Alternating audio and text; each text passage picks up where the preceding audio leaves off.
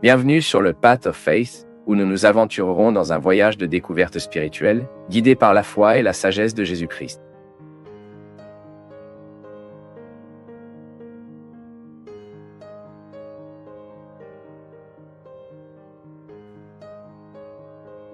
La graine a le don d'être un arbre. Elle n'avait rien à faire pour recevoir ce cadeau.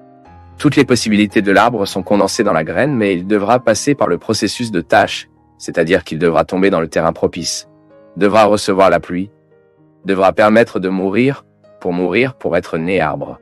C'est la tâche de la graine. Et que nous aidons souvent à prendre soin. Si vous voulez un arbre dans votre maison, vous plantez depuis que vous êtes petit et vous travaillerez cette graine qui a été plantée afin que ce soit l'arbre qu'il peut être. Nous sommes tous dotés de ce cadeau. Je suis né pour être libre.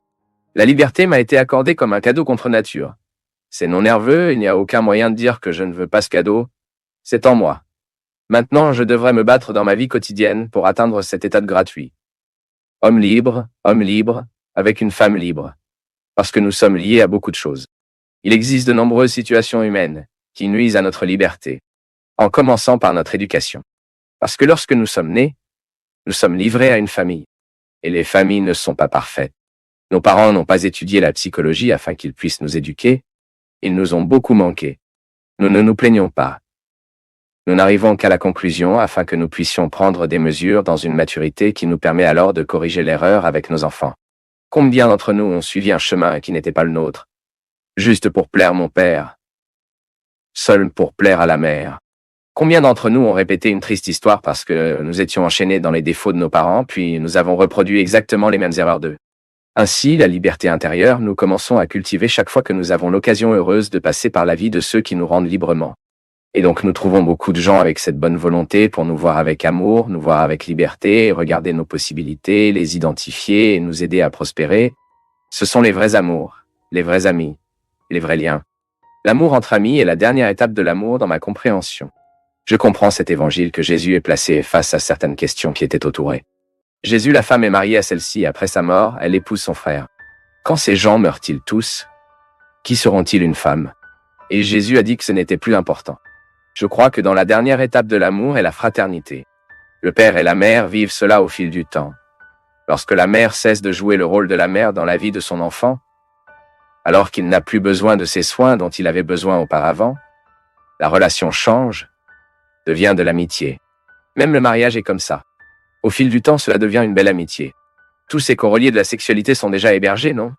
J'espère que ça dure beaucoup dans votre mariage, non? Mais vous pouvez être sûr que ce qui tiendra la relation à la fin de ceste, c'est cette fraternité qui est établie, amour pour l'autre, respect, admiration. Donc chaque fois qu'il traverse nos vies, un véritable amour fraternel, sans les intérêts de la sexualité, à chaque fois que vous êtes fraternellement parlé par quelqu'un, il extrait le meilleur et vous devenez plus libre. Tellement bon. Nous regardons ce look qui libère la liberté intérieure que nous avons. Les gens qui nous rendent librement parce qu'il y en a des experts pour nous emprisonner, n'est-ce pas? Regardez-nous.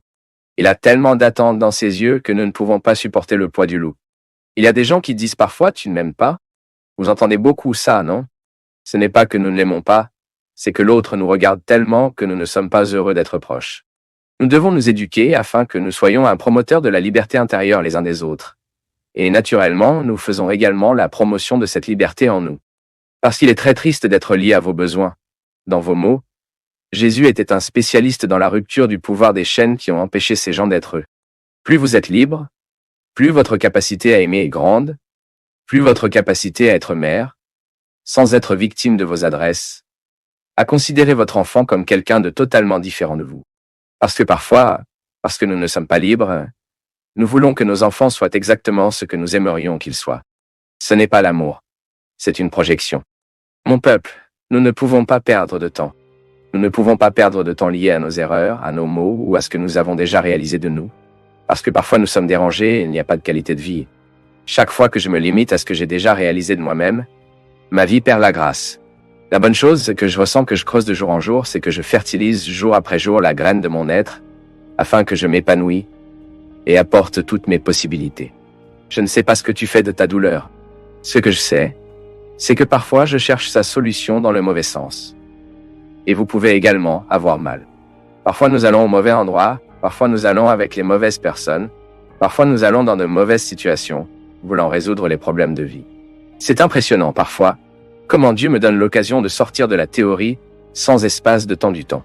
Quand soudain il m'a appelé là-bas dans le coin de la Seine, une très jeune fille.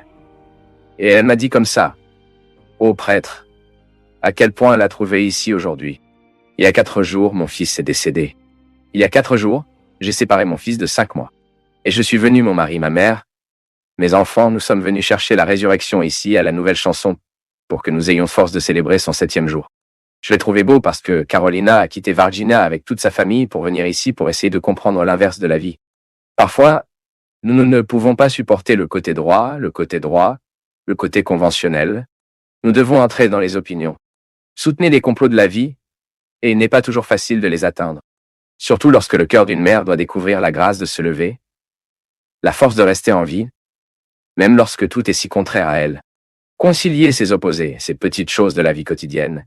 Nous traversons l'expérience tout le temps. Combien de fois les choses se produisent-elles contraires à nous, des mots qui nous disent, un regard, un geste. Maintenant, le moment où un tel drame est établi dans nos vies. Perdre son enfant. Devoir enterrer une personne que vous avez générée et qui avait été si courte pour le monde. Ce contraire. Doivent gérer ce moment de la vie. Ce volet. Parfois, j'aime dire que la vie est similaire à une cuisse à volet. Et nous devons avoir la sagesse pour constater que la vie ne sera pas faite uniquement de volets heureux. Mais la sagesse consiste également que nous ne laissons aucun rabat. Vous devez mettre tout le monde. Vous devez tout mettre pour rendre notre histoire complète. La douleur de la Caroline, la douleur de tant d'entre nous et tant de personnes qui nous regardent en ce moment. Que peut-être des gens qui nous ne savent même pas qu'il y a. Et il ne sait pas qu'il y a ces gens. Je sais pas, tu ne sais pas. Et dans ce processus de ne pas savoir combien de personnes y a-t-il avec la cuisse de la vie, avec le dos à la main et la conversation maintenant? Où vais-je coudre ça? Où vais-je faire ce rabat? Une fois que nous ne pouvons pas le jeter? Vous l'avez peut-être déjà essayé. Combien de fois avez-vous été avec un rabat dans votre main sans savoir où le mettre? Combien de fois avez-vous séjourné dans le silence de votre temps, votre chambre, votre salon, votre cuisine? Et maintenant, qu'est-ce que j'en fais?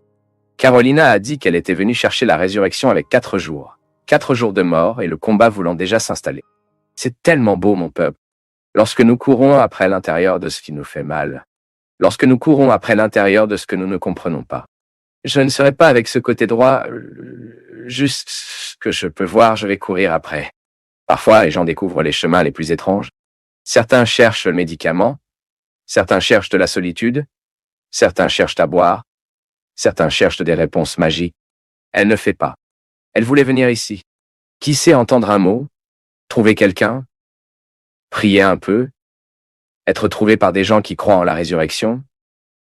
Puis être touché par la force de l'inverse. Cette résurrection et se préparer à célébrer le 7e jour du départ de Michael. Mes gens, combien de fois ai-je trouvé de jeunes toxicomanes, beaux, drogués, car ils ne savent pas quoi faire de la vie? Combien de fois avez-vous trouvé des gens ivres qui sont devenus duels avec une terrible dépendance dans votre vie? Pourquoi ne savez-vous pas comment vivre avec les problèmes que vous avez? Mauvais chemin, la mauvaise chose, le mal opposé.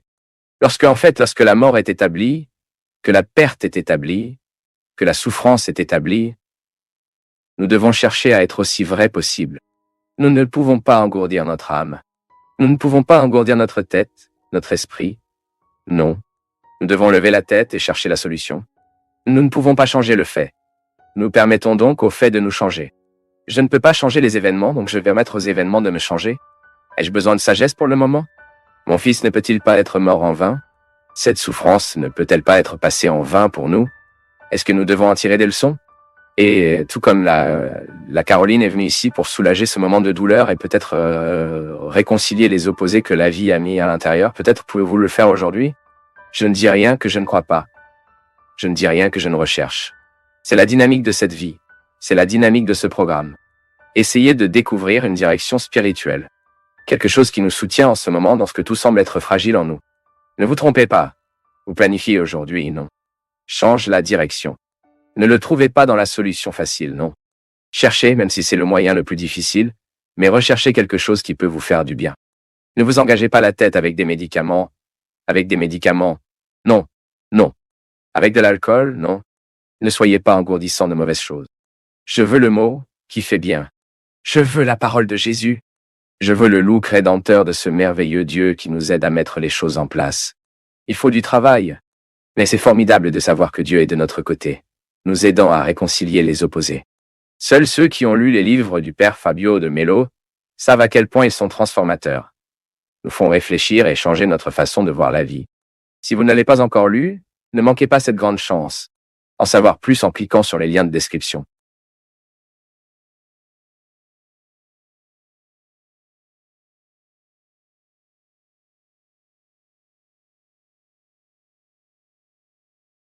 C'est un grand plaisir pour nous tous du Path of Faith d'être avec vous en ce moment. Veuillez partager vos impressions sur le sujet d'aujourd'hui dans les commentaires, soutenez-nous en aimant la vidéo et aidez à la diffuser en l'envoyant à vos amis. Abonnez-vous à la chaîne pour rester toujours connecté et recevoir nos nouvelles vidéos.